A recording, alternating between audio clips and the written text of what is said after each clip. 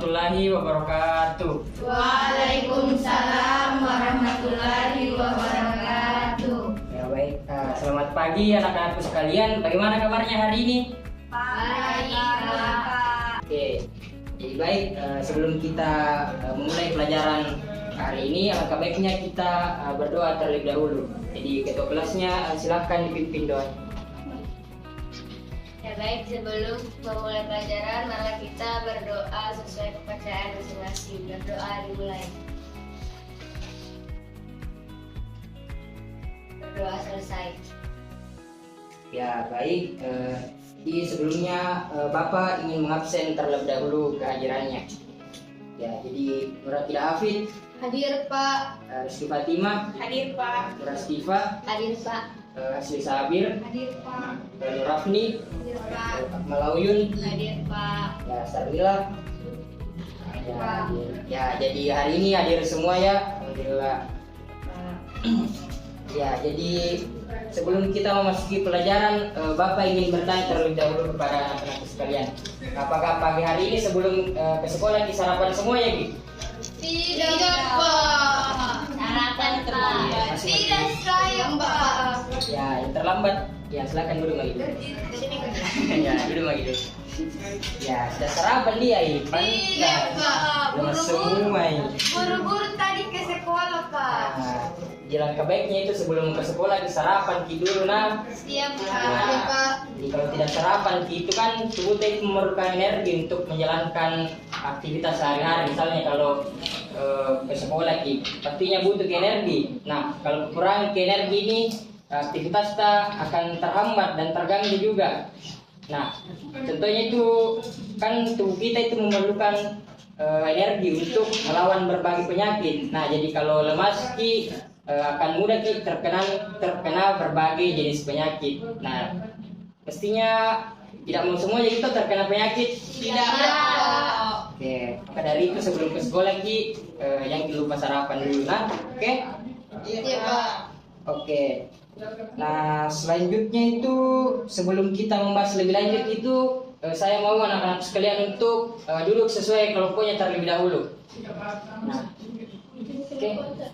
Kan minggu lalu itu Bapak sudah membagi kelompoknya ke dalam 2 kelompok. Masih ingat kita tugasnya apa saja minggu lalu? Iya, Pak. Kerja semua gitu? Iya, Pak. Ya, silakan. Ya, duduk terlebih dahulu. Oke? Sudah sesuai. Oke, sudah sesuai ya? Oke, Pak. Oke, baik. Jadi sesuai informasi yang Bapak sampaikan minggu lalu juga itu, pada kesempatan kali ini atau pertemuan kali ini kita akan membahas mengenai kelainan sistem pada pertahanan tubuh manusia. Oke, jadi Bapak akan mengampilkan PPT-nya. Ya, jenis-jenis kelainan sistem pertahanan pada sistem tubuh manusia. Nah, jadi sebelum kita membahas lebih lanjut mengenai materi tersebut, Bapak akan menyampaikan tujuan pembelajaran kita pada hari ini. Jadi tujuan pembelajaran kita pada hari ini ada 2, yaitu yang pertama, siswa dapat menganalisis kondisi kesehatan masyarakat terkait sistem pertahanan tubuh melalui pihak kompeten terkait dengan tepat. Kemudian yang kedua, siswa dapat mengomunikasikan hasil penyelidikan kesehatan masyarakat terkait sistem pertahanan tubuh dengan tepat juga. Oke, nah sini ada 3 mitos ataupun fakta seputar alergi. Jadi yang pertama itu alergi hanya terjadi pada anak-anak saja. Kemudian 2, alergi bisa sembuh dengan sendirinya. 3, mengonsumsi makanan penyebab alergi secara terus-terusan dapat menyebabkan alergi terhadap makanan. Jadi nah sekarang Bapak mau bertanya kepada anak-anak sekalian, apakah ketiga hal yang disebutkan di atas merupakan mitos atau fakta? Siapa yang bisa? Saya, jawab? Pak. Nah, Saya coba Fatim. menurut saya Pak, nomor 1 itu hanya mitos Pak, karena sebenarnya itu orang dewasa juga dapat mengalami yang namanya alergi Pak. Jadi saya pernah membaca Pak pada suatu penelitian mengatakan bahwa alergi makanan pada orang dewasa itu bisa berkembang saat sudah dewasa.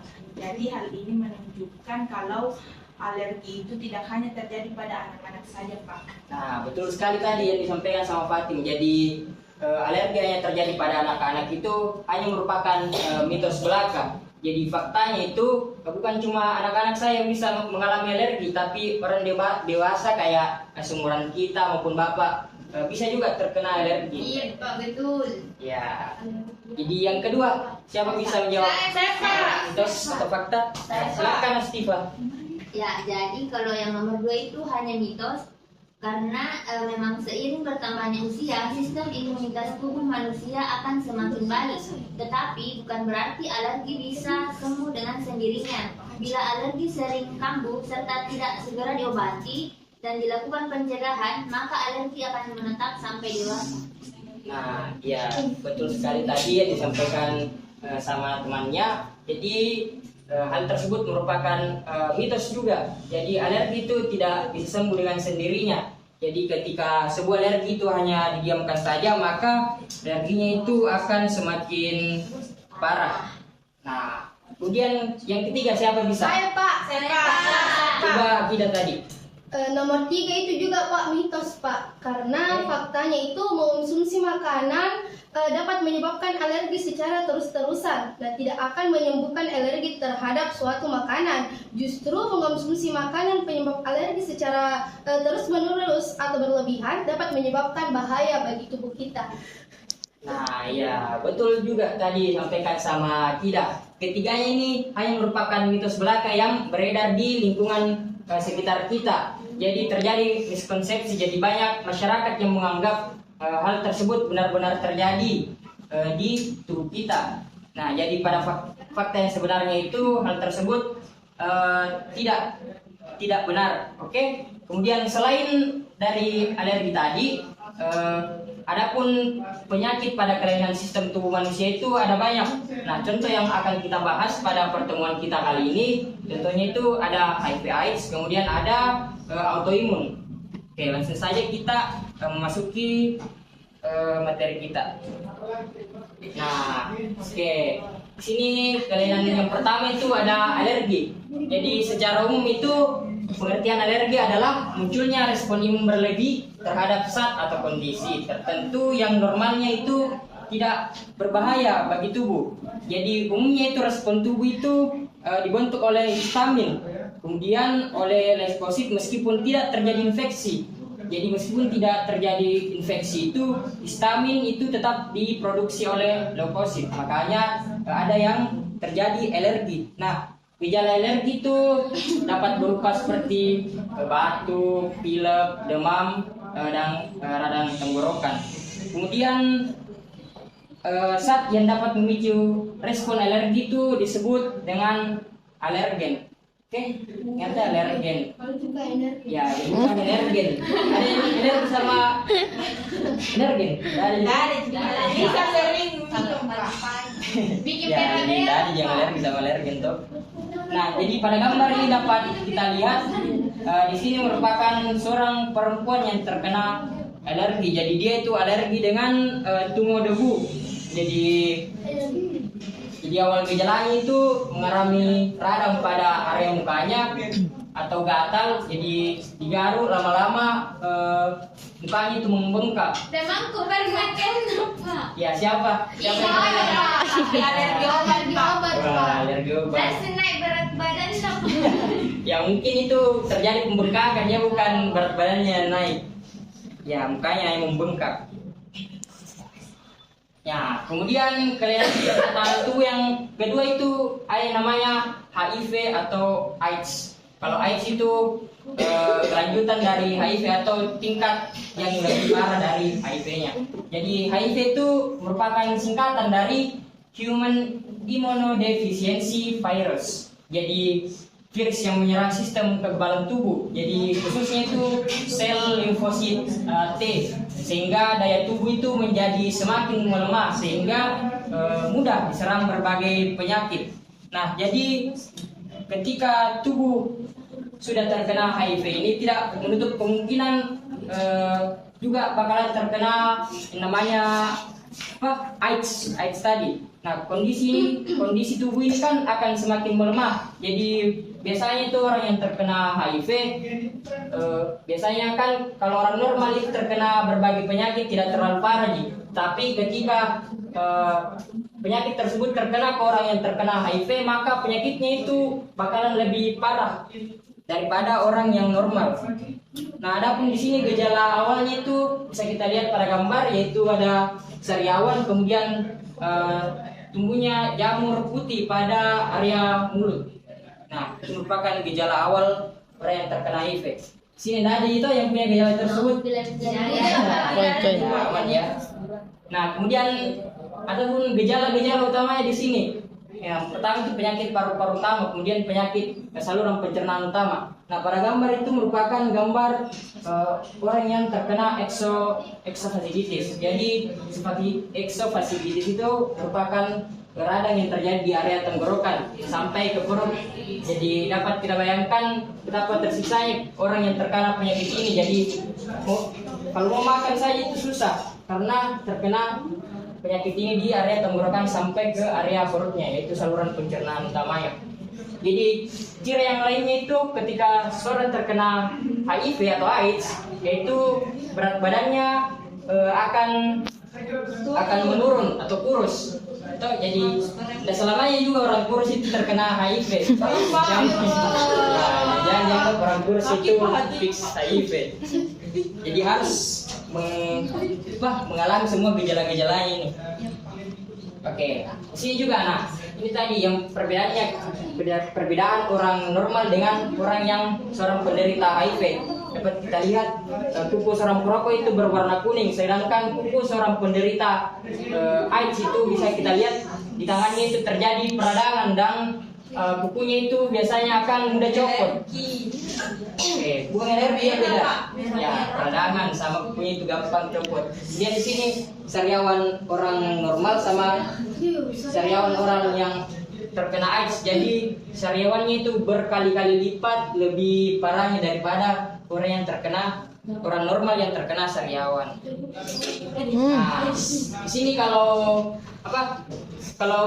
penyakitnya itu mulai sangat parah. Jadi sini gejala lanjutnya itu bisa kita lihat mulutnya itu sudah terpenuhi dengan jamur putih tadi. Nah, ketika kronis itu semua area tubuhnya itu sudah rusak semua.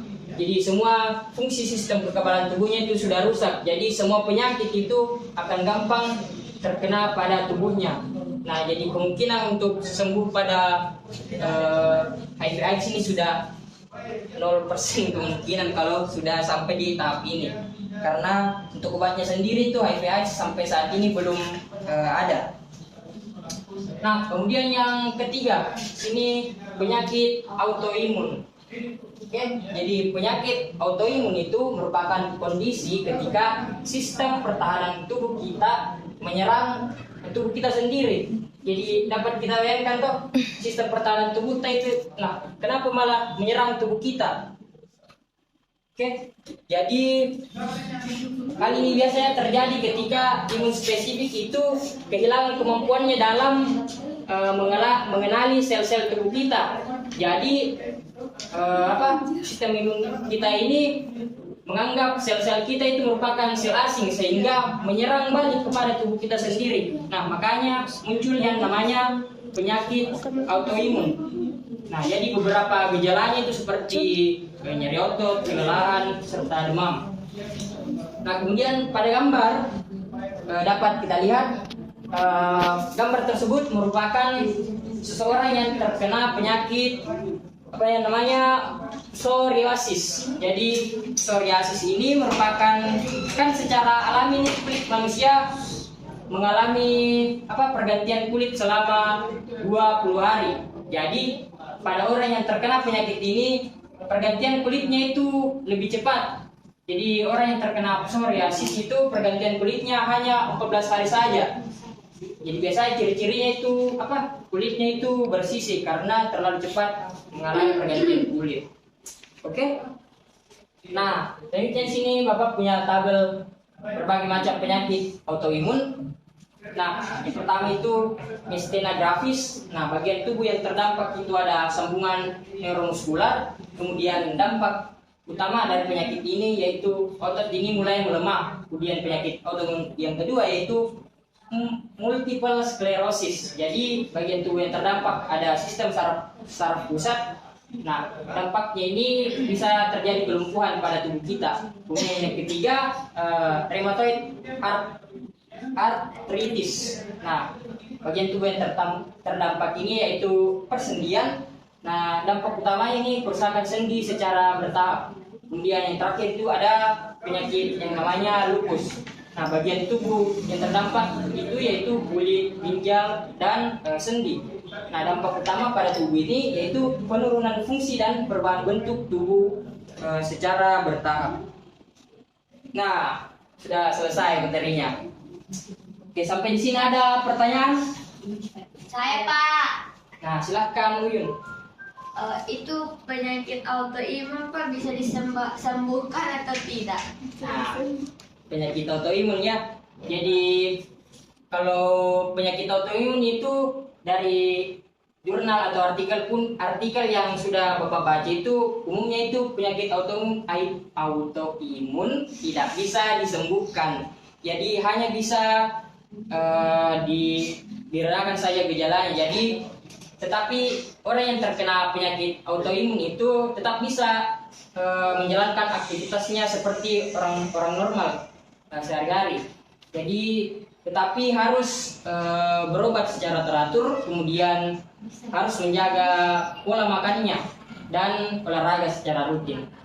Nah, jadi penyakit autoimun ini tidak seperti tadi HIV atau AIDS yang gejalanya itu secara berlanjut terus menerus karena obatnya itu tidak ada. Kalau penyakit autoimun ini obat untuk meredakan berbagai gejalanya itu sudah banyak.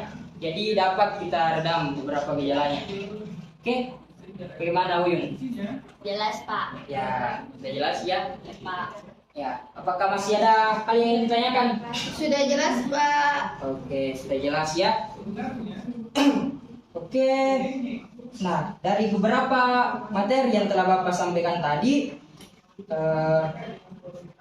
kita sudah membahas mengenai berbagai penyakit dan kelainan sistem pertahanan tubuh yang dapat terjadi pada tubuh kita. Nah, jadi saya harap anak-anakku sekalian ini sudah tahu beberapa sistem pertahanan tubuh yang perlu kita jaga dengan baik agar dapat terhindar dari berbagai penyakit tadi. Nah, kemudian kan tubuh kita ini harus tetap dalam kondisi sehat dan optimal untuk melawan berbagai penyakit tadi. Jadi jika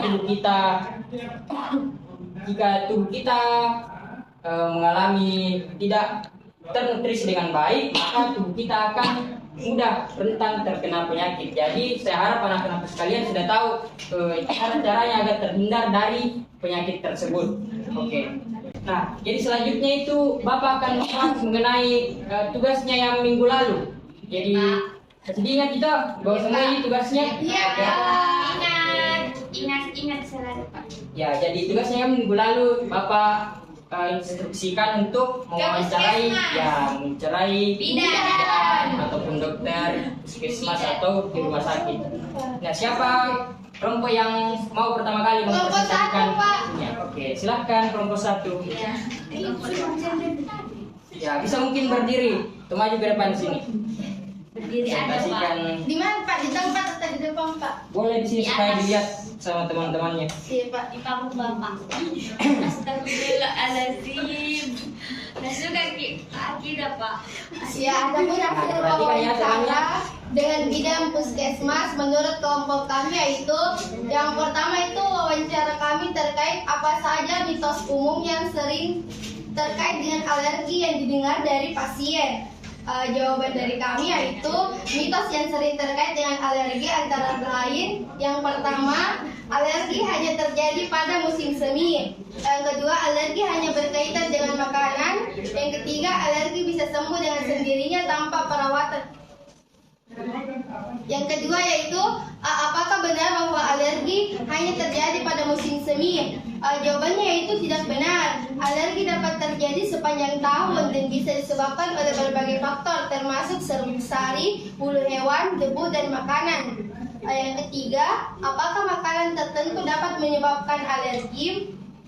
Jawabannya itu iya. Makanan tertentu seperti kacang, telur, susu sapi, gandum, dan makanan laut adalah penyebab umum alergi makanan. Terus pertanyaan yang keempat yaitu bagaimana cara mengantisipasi alergi makanan? Jawabannya yaitu langkah-langkah untuk mengantisipasinya. Yang pertama, membaca label makanan dengan teliti. Kemudian yang kedua, menghindari makanan yang dikenal penyebab reaksi alergi. Pertanyaan yang kelima, apa langkah yang dapat diambil untuk mengantisipasi alergi serbu sehari atau debu? Nah, jawabannya yaitu yang pertama, menjaga kebersihan rumah secara teratur. Yang kedua, menggunakan penutup kasur dan bantal anti alergi. Yang ketiga yaitu menggunakan pengatur udara atau purifier udara untuk membersihkan udara di dalam rumah. Nah, pertanyaan yang keenam yaitu bagaimana cara mengenali gejala alergi yang sering terjadi? Jawabannya yaitu gejala alergi yang sering terjadi meliputi seperti hidung tersumbat, bersin-bersin, mata gatal, ruam kulit, dan sesak napas. Itu saja, Pak. Ya, itu tadi hasil wawancara dari kelompok 1. Jadi kelompok 2, apakah ada pertanyaan terkait hasil wawancaranya tadi? Kelompok Ada, 1. Pak. Saya Ya, silakan. Ya, jadi kelompok 1 silakan didengar pertanyaannya. siap. Pertanyaan saya untuk kelompok Iya, Pak. Bagaimana tanggapan Anda terhadap mitos umum yang sering terkait dengan alergi tersebut, seperti yang disebutkan dalam hasil wawancara? Iya, tunggu siapa? Ya, jadi silakan kelompok 1 berembuk untuk menemukan jawabannya. Iya, Pak. Ya, apakah masih ada pertanyaannya lagi dari kelompok 1? Masih ada, Pak? Ya, silakan. Jadi pertanyaan kedua itu, bagaimana pendapat Anda tentang pernyataan bahwa makanan dapat menyebabkan alergi? Apakah Anda memiliki pengalaman pribadi atau pengetahuan tambahan tentang ini? Nah, itu tadi pertanyaannya kelompok 1. Bagaimana kelompok 2? Apakah sudah siap untuk menjawab pertanyaannya? Iya, Pak. Ya, silakan ditanggapi pertanyaannya. Ya, baik. Jadi kami akan menjawab pertanyaan dari saudari. Ya, silakan dimatikan dulu teleponnya. Mami. Jadi kami akan menjawab pertanyaan Ya, dari lanjut, ya. saudari Rizky Fatimah Zahra. Jadi bagaimana tanggapan terhadap mitos umum tentang alergi? Jadi mitos umum yang terkait dengan alergi seringkali tidak didasarkan pada fakta medis yang valid. Nah, sebagai contohnya itu anggapan bahwa alergi hanya terjadi pada musim semi adalah salah satu contoh, karena alergi bisa terjadi di sepanjang tahun dan dipicu oleh berbagai faktor. Salah satunya itu ada debu, bulu hewan, dan tumbuhan yang ada di sepanjang tahun. Dan dengan demikian, menerima mitos semacam itu dapat mengurangi kesadaran akan gejala alergi dan menghambat upaya pencegahan yang dilakukan sepanjang tahun. Mungkin itu Pak jawaban dari kelompok 2. Nah, itu tadi jawaban dari pertanyaan dari kelompok 1. Jadi bagaimana kelompok 1 tanggapannya? Apakah Satu, Pak. Oh, 2 tadi ya? Iya, Ya. Pak. Ya, Pak. Silakan pertanyaan kedua. Ya, Dijawab. Jadi pertanyaan tadi dari kelompok 2 itu pendapat tentang pernyataan bahwa makanan tertentu itu menyebabkan alergi. Jadi pendapat kami itu Pak, dari pengalaman pribadi dan pengetahuan tambahan, saya meyakini bahwa makanan tertentu dapat memicu reaksi alergi pada individu yang rentan. Sebagai contoh, kacang, telur, susu sapi, gandum, dan makanan laut adalah contoh makanan yang umumnya dikenal sebagai pemicu alergi makanan. Seperti obat juga Pak yang tidak sesuai resep. Kemudian reaksi alergi terhadap makanan dapat bervariasi dari ringan hingga parah dan dapat mempengaruhi kesehatan dan kualitas hidup seseorang. Oleh karena itu penting bagi individu yang memiliki alergi makanan untuk mengenali alergen potensial dalam makanan dan menghindarinya Pak. Ya, sudah cukup? Iya, Pak. Nah, bagaimana kelompok 1? Apakah tadi pertanyaannya sudah dapat dimengerti? Sudah dapat ya jawaban jadi jelas? Jelas Pak. Ya, sudah jelas ya. Jadi sedikit Bapak tambahkan dari hasil diskusinya tadi. Jadi tadi presentasi dari kelompok 1 itu sudah bagus, sudah sangat bagus. Kemudian pertanyaannya juga sudah sangat bagus. Jadi kan tadi kelompok 1 itu mewawancarai bidan ya? Iya Pak. Nah, oke bidan. Nah, selanjutnya kelompok 2. Silakan untuk maju mempresentasikan tugasnya. Di kelompok 2 ini mewawancarai siapa? Jadi dokter Pak. Ya dokter ya di rumah sakit. Jadi adapun hasil wawancara dengan dokter di rumah sakit yaitu apakah benar bahwa alergi hanya terjadi pada orang dewasa? Jawabannya tidak benar. Karena alergi dapat terjadi pada siapa saja, termasuk anak-anak, remaja, dan orang dewasa. Pertanyaan kedua, apakah penggunaan masker dapat membantu mengurangi gejala alergi terhadap serbuk sari? Jawabannya yaitu ya, penggunaan masker dapat membantu mengurangi paparan terhadap serbuk sari dan mengurangi gejala alergi yang mungkin timbul. Ketiga yaitu apakah mandi setelah beraktivitas di luar ruangan dapat membantu mengurangi gejala alergi?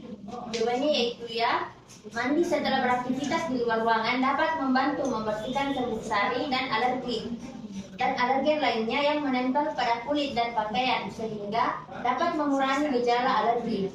Pertanyaan terakhir itu apakah penyakit flu dan alergi memiliki gejala yang mirip? Jawabannya ya, penyakit flu dan alergi dapat memiliki gejala yang mirip seperti hidung tersumbat, bersin-bersin, dan batuk. Namun penyebab dan penanganannya berbeda. Ya, Itu saja. selesai. Ya, silahkan duduk kembali. Kita berikan aplaus dulu pada kelompok 2. Ya, silakan untuk kelompok 1. Apakah ada hal yang ingin ditanyakan terkait presentasi tadi dari kelompok 2? Iya ada Pak. Ada Ya, Pak. silakan berdiri siapa yang ingin bertanya. Terus satu. Ya, silakan kelompok Saya, 2 Pak. memperhatikan ya pertanyaannya. Ya.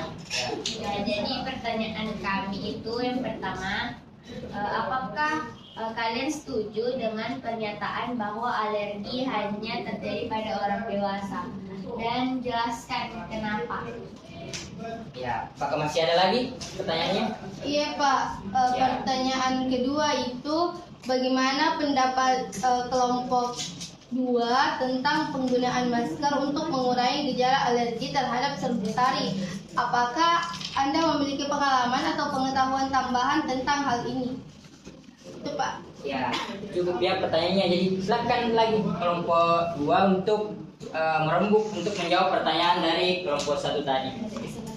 Ya, jadi saya akan menjawab pertanyaan dari Akmal Uyun Pak. Silakan. Yaitu apakah Anda setuju dengan pernyataan bahwa alergi itu hanya terjadi pada orang dewasa? Menurut saya tidak setuju karena dengan pernyataan tersebut alergi dapat terjadi pada siapa saja, tidak hanya pada orang dewasa tetapi juga pada anak-anak dan remaja. Alasan utamanya yaitu alergi dipicu oleh respons sistem kekebalan tubuh terhadap substansi tertentu yang dianggap sebagai ancaman yang bisa terjadi pada siapa saja tanpa memandang usia. Faktanya, banyak anak-anak mengalami alergi makanan atau alergi lingkungan seperti alergi debu atau alergi serbuk sari. Oleh karena itu, penting bagi kita untuk menyadari bahwa alergi dapat mempengaruhi semua kelompok usia. Dan pengawasan serta penanganan yang tepat diperlukan terlepas dari usia pasien. Ya, itu tadi jawaban dari pertanyaan Uyun. Selanjutnya silakan jawab untuk pertanyaan kedua tadi. Kan ada 2 tadi pertanyaan. Saya Pak. Ya, silakan Sisa. Jadi untuk pertanyaan kedua itu Pak, bagaimana pendapat kami? Jadi penggunaan masker dapat menjadi strategi yang efektif untuk mengurangi paparan terhadap serbuk sari dan mengurangi segala alergi yang mungkin timbul ketika seseorang mengenakan masker dan menutupi hidung dan mulut. Ini dapat membantu mencegah serbuk sari masuk ke saluran pernapasan dan mengiritasi membran lendir. Sebagai dokter, dokter mengatakan bahwa saya sering merekomendasikan penggunaan masker kepada pasien yang memiliki alergi terhadap serbuk sari atau alergi lingkungan lainnya, terutama saat mereka berada di luar ruangan di mana paparan serbuk sari itu tinggi. Selain itu, masker juga dapat membantu melindungi pasien dari partikel lain di udara yang dapat memicu reaksi alergi atau menyebabkan masalah pernapasan lainnya. Namun, penting untuk memilih masker yang sesuai dan menggantinya secara teratur untuk menjaga keefektifan dan perlindungan. Jadi itu yang dikatakan oleh dokter. Nah, itu tadi jawaban dari pertanyaan dari kelompok 1. Di bagaimana kelompok 1 tadi, apakah pertanyaannya sudah terjawab dengan cukup jelas? Jelas, jelas Pak. Ya, sudah cukup jelas ya. Nah, jadi kita berikan aplaus dulu untuk dua kelompok tadi yang sudah mempresentasikan hasilnya. Iya. Jadi dari hasil presentasi tadi ada dua sumber. Ada yang sumber wawancaranya dari bidan dan ada juga tadi dari dokter dan rumah sakit. Jadi dari hasil wawancaranya itu tadi sudah cukup baik dan sudah kita dapat mengetahui berbagai informasi yang telah disampaikan oleh narasumber yang cukup kompeten. Jadi saya ucapkan terima kasih lagi kepada dua kelompok ini telah mengerjakan tugasnya dengan baik. Jadi Bapak sedikit tambahkan, jadi dalam presentasi tadi itu kita juga dapat mempelajari mitos umum yang sering ada di lingkungan masyarakat. Misalnya itu tadi disebutkan ada alergi. Jadi banyak kepercayaan yang menganggap bahwa alergi itu hanya terjadi pada musim semi saja. Tapi hal tersebut tidak benar adanya karena alergi itu disebabkan oleh banyak faktor. Salah satu faktornya itu ada debu ataupun makanan seperti tadi yang disebutkan, misalnya itu kacang, telur maupun susu sapi.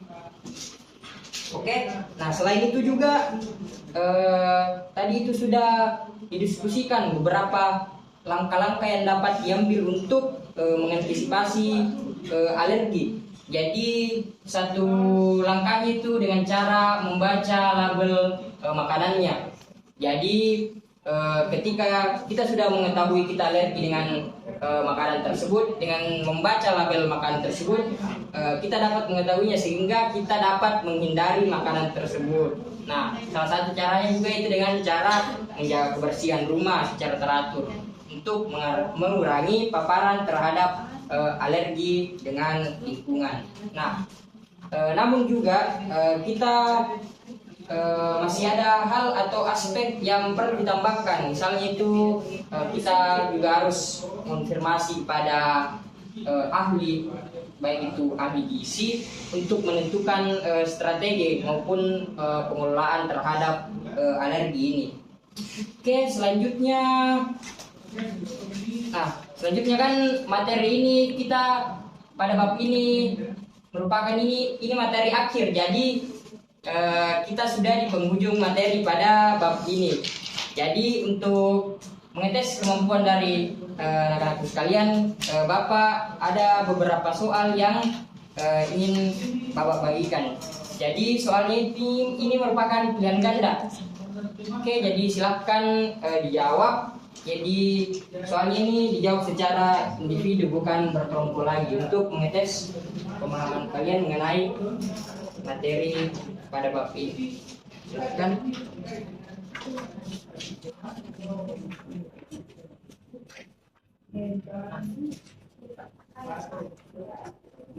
Sudah dapat semua ya? Oke, jadi silahkan diperhatikan soalnya. Untuk waktunya sendiri itu Bapak beri waktu kurang lebih 20 menit untuk mengerjakan soalnya. Jadi di situ ada 8 nomor. Oke, jika ada hal yang ingin ditanyakan terkait soalnya, bisa tanyakan kepada Bapak, jangan bertanya kepada temannya yang di sampingnya. Kerja secara jujur. Oke, terima kasih. Pak. Ya sudah, ya. Kalau sudah semua silakan dikumpulkan kembali.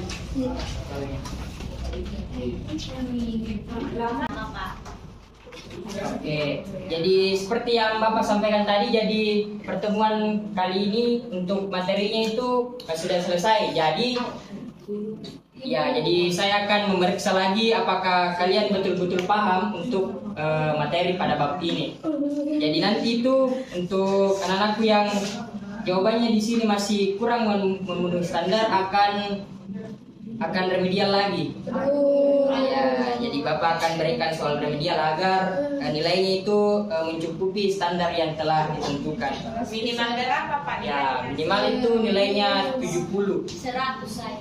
Ya, jadi yakin semua itu 100 karena tadi Yakin Pak. tadi 100 dedek Pak. ya dari hasil diskusinya sudah cukup memahami untuk materinya. Ya Pak. Oke. Jadi ya belum ya, jadi Bapak ingin menyampaikan terlebih dahulu untuk pertemuan minggu depannya itu. Jadi kan pertemuan minggu depan itu tetap dimasuk untuk bab selanjutnya. Jadi untuk minggu depan itu bab yang akan kita bahas materinya itu mengenai mobilitas pada manusia. Oke, jadi materinya itu diingat ya, mobilitas pada manusia. Jadi silahkan untuk dibaca materinya terlebih dahulu. Nah kemudian Bapak ingin bertanya terkait materinya itu yang akan dipelajari. Jadi untuk jawabannya itu silahkan dijawab minggu depannya. Oke, jadi silahkan diperhatikan untuk pertanyaannya. Pertanyaan itu bagaimana tubuh atau mekanisme tubuh dalam menghasilkan pergerakan. Oke? Oke Pak. Sudah dicatat? Sudah Pak. Nah, kemudian yang kedua, bagaimana koordinasi antar alat gerak dan sistem saraf sehingga tubuh manusia menghasilkan gerakan. Nah, jadi ada 2 pertanyaan yang harus dijawab untuk minggu depan. Jadi silahkan untuk jawabannya itu dicari di bukunya masing-masing dan bisa juga dari internet. Jadi ketika Bapak tanya minggu depan sudah tidak ada lagi yang tidak bisa menjawabnya. Jadi tahu semua lagi untuk minggu depannya. Iya Pak. Oke. Oke, baik. Mungkin saya rasa untuk pertemuan kali ini kita cukupkan karena waktu sudah berakhir dan ya bunyi bel ya. Sudah Mami juga sarapan tadi karena sudah sarapan. Iya Pak, Ya, baik. Jadi Bapak ingin mengucapkan terima kasih atas partisipasi. Ya, itu tadi bersih gara-gara autoimun. Ada Bu. ya. Jadi ya saya ulangi ya, Bapak ingin mengucapkan terima kasih atas partisipasi aktif dari anak-anakku sekalian. Terima kasih telah melaksanakan presentasinya dengan baik dan sesi diskusinya dengan baik. Ya, Bapak harap untuk pertemuan minggu depannya itu sudah membaca materinya sebelum kita masukinya. Oke, Pak. mungkin itu saja. Bapak tutup dengan ucapan wabillahi taufiq wal hidayah. Wassalamualaikum warahmatullahi wabarakatuh. Waalaikumsalam warahmatullahi